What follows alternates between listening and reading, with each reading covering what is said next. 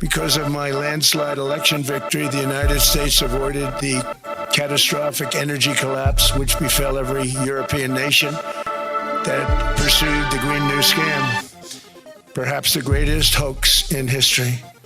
The Green New Scam, windmills all over the place, destroy your land, destroy your land. Every time that goes around, you lose $1,000.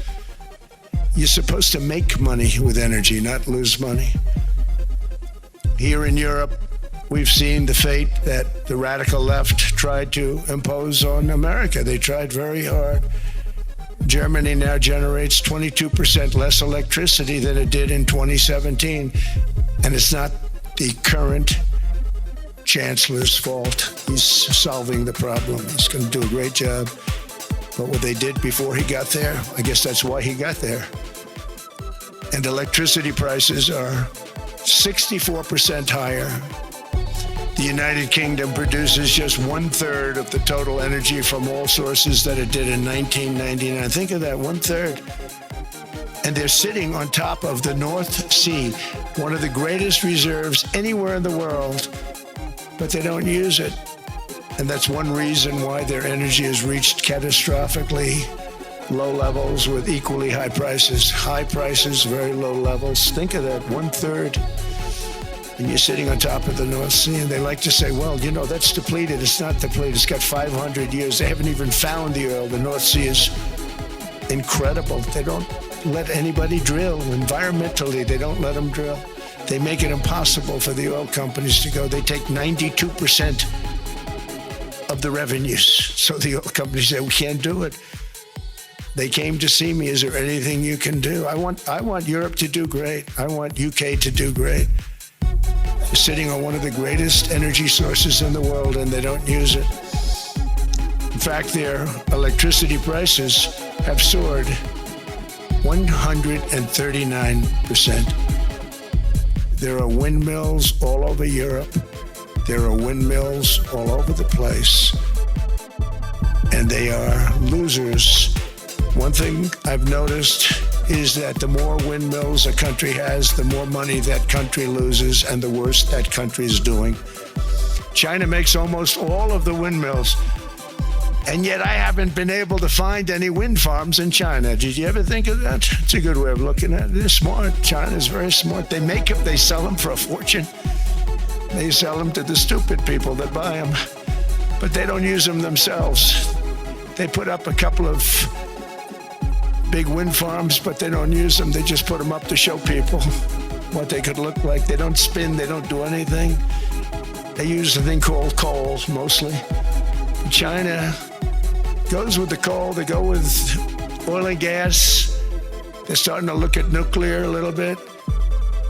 And they're doing just fine. They make a fortune selling the windmills, though. And I think really that's one that they wouldn't be surprised if it stopped. They are shocked that it continues to go. They're very friendly with me. They're shocked that people continue to buy those damn things. They killed the birds. They ruin your landscapes. Other than that, I think they're fabulous, by the way. Stupid people buy them. The consequences of such destructive policies have been stark, including lower economic growth, lower standards of living, lower birth rates, more socially disruptive migration, more vulnerability to hostile foreign adversaries, and much, much smaller militaries. The United States cares greatly about the people of Europe. We really do. I mean, look, I am derived from Europe. Scotland and Germany, 100% Scotland, my mother, 100% German, my father. And we believe deeply in the bonds we share with Europe as a civilization. I want to see it do great.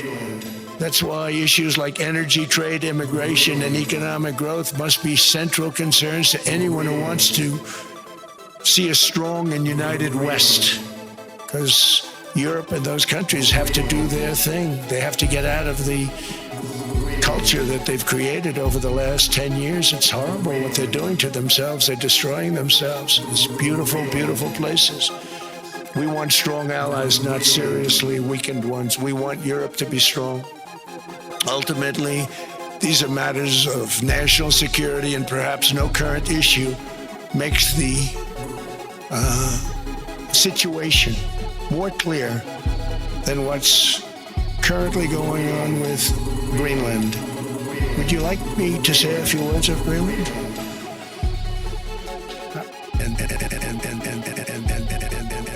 So now our country and the world face much greater risks than it did ever before because of missiles, because of nuclear, because of weapons of warfare that I can't even talk about.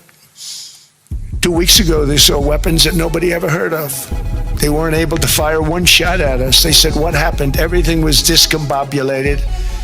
They said, we've got them in our sights. Press the trigger, and nothing happened. No anti-aircraft missiles went up. There was one that went up about 30 feet and crashed down right next to the people that sent it. They said, what the hell is going on? Those defensive systems were made by Russia and by China. So they're going to go back to the drawing boards, I guess. Greenland is a vast, almost entirely uninhabited and undeveloped territory. It's sitting undefended in a key strategic location between the United States, Russia, and China. That's exactly where it is, right smack in the middle. Wasn't important nearly when we gave it back. When we gave it back, it wasn't the same as it is now. It's not important for any other reason, everyone talks about the minerals. There's so many places. There's no rare earth. No such thing as rare earth. There's rare processing, but there's so much rare earth. And to get to this rare earth, you got to go through hundreds of feet of ice. That's not the reason we need it. We need it for strategic national security and international security. This enormous unsecured island is actually part of North America, on the northern frontier of the Western Hemisphere. That's our territory. It is therefore a core national security interest of the United States of America. And in fact, it's been our policy for hundreds of years to prevent outside threats from entering our hemisphere, and we've done it very successfully. We've never been stronger than we are now. That's why American presidents have sought to purchase Greenland for nearly 2 centuries. For 2 centuries they've been trying to do it. They should have kept it after World War II, but they had a different president. That's all right. People think differently. Much more necessary now than it was at that time, however. In 2019, Denmark said that they would spend over $200 million to strengthen Greenland's defenses. But as you know, they spent less than 1% of that amount. 1%. There's no sign of Denmark there. And I say that with great respect for Denmark, whose people I love, whose leaders are very good. It's the United States alone that can protect this giant mass of land, this giant piece of ice, develop it and improve it and make it so that it's good for Europe and safe for Europe and good for us. And that's the reason I'm seeking immediate negotiations to once again discuss the acquisition of Greenland by the United States.